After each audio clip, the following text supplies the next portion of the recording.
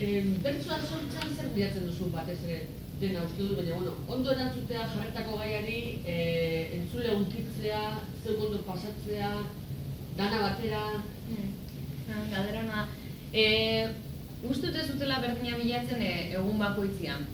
Batzutan, eta gertaleik txapelketa garaian ez, gai bat jartzen dizute, eta estuago erantzutea jutentzea igual gaiak esaten duen horri, ez? Bilatzen duzu gai horren barruan ze gai dagoen, zinen gai potentziala, ez? Zinen momentu hortan atea berdan gai potolo hori, edo konpartituena dana entzuten ari diren artean. Alegia, ze espero duten.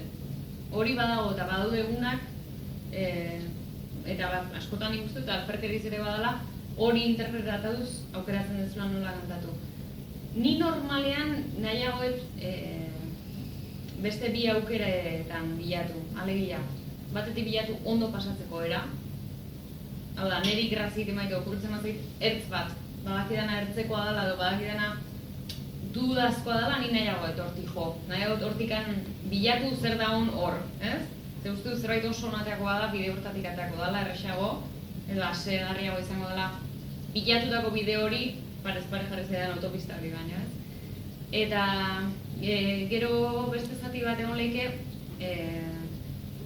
inertziak badauzkagu kantatzeko orduan, eta ideologikoak ere badauzkagu inertzia batzuk, orduan gai batzutan aserregiatu baldin batzea aurretik zuk gai bat tratatu dezuneragatik edo markatu ez dezun aniztasunagatik edo juntzaizulako hitz bat zenula horrela esan nahi, kasu horietan hartu dezakezu pixka bat aurre jarrera batekin, tokatzen mazik gai hau ez du berriz humorez hartu nahi. Tokatzen mazik gai hau nahi dut remarkatu alde hau. Batzutan jarrera horiek ere hartu zen ditzake.